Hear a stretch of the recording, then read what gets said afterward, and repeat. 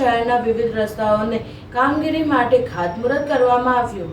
વડોદરા મહાનગરપાલિકા દ્વારા શહેરના વિવિધ રસ્તાઓની કામગીરી માટે ખાતમુહૂર્ત કરવામાં આવ્યા।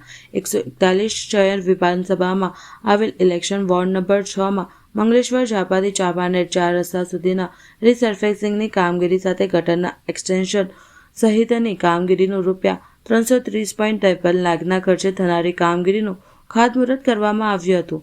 સાથે સાથે સંગમ 4 રસ્તાથી મંગલેશ્વર ઝાપા સુધીના રોડની કામગીરીનું ₹305.26 લાખના ખર્ચે થનારી કામગીરીનું ખાતમુહૂર્ત કરવામાં આવ્યું હતું। આ કામગીરીથી ટ્રાફિક સમસ્યા નિવારણમાં મદદરૂપ મળશે, સાથે જ નાગરિકોને સારી સુવિધા ઉપલબ્ધ થશે, ઉપરાંત તેઓના ઇંધણની પણ બચત થશે। આ ખાતમુહૂર્ત કાર્યક્રમમાં વડોદરા મહાનગરપાલિકાના મેયર પિંકીબેન સોની, ડેપ્યુટી મેયર ચિરાગ બારોટ, ધારાસભ્ય મનીષાબેન વકીલ, સ્થાયી સમિતિના ચેરમેન ડોક્ટર શીતલ મિસ્ત્રી, સ્થાયી કાઉન્સિલર હેમાંક્ષીબેન ઠક્કર સહિતના આગેવાનો ઉપસ્થિત રહ્યા હતા।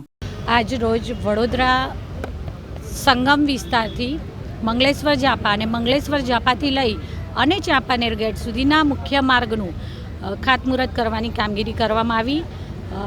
આગામી સમયમાં વડોદરા મહાનગરપાલિકા દ્વારા વડોદરા શહેરના વિકાસની દિશામાં વિવિધ લગભગ 292 કરોડ જેટલા નવા કામોના ખાતમુહૂર્ત, લોકાર્પણ અને વિવિધ કામોની શરૂઆત થનાર છે, ત્યારે પ્રારંભે આ મુખ્ય માર્ગના ખાતમુહૂર્તની કામગીરી કરવામાં આવી, જેમાં આ વિસ્તારના ધારાસભ્ય શ્રી મનીષાબેન વકીલ, ડેપ્યુટી મેયર શ્રી ચિરાગભાઈ બારોટ, સ્ટેન્ડિંગ સમિતિના ચેરમેન શ્રી ડૉક્ટર શીતલભાઈ મિસ્ત્રી, વોર્ડ નંબર 4, વોર્ડ નંબર 6 અને વોર્ડ નંબર 7ના સૌ કાઉન્સિલરશ્રીઓ, સૌ હોદ્દેદારશ્રીઓ તથા સ્થાનિક નાગરિકો સૌએ સાથે મળી અને આ વિકાસના કામના ખાતમુહૂર્તમાં સૌએ સાથે મળી અને શુભારંભ કર્યો। આજ રોજ શહેર વિધાનસભામાં 5 અલગ અલગ જગ્યા પર રોડના ખાતમુહૂર્તનો આજે કાર્યક્રમ યોજવામાં આવ્યો છે।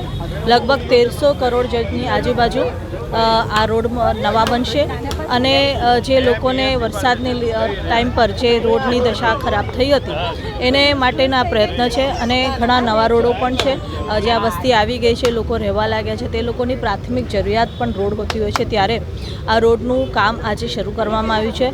વોર્ડ નંબર 6, 5 અને 4માં અલગ અલગ જગ્યાઓ પર આ રોડના ખાતમુહૂર્ત આજે રાખવામાં આવ્યા છે।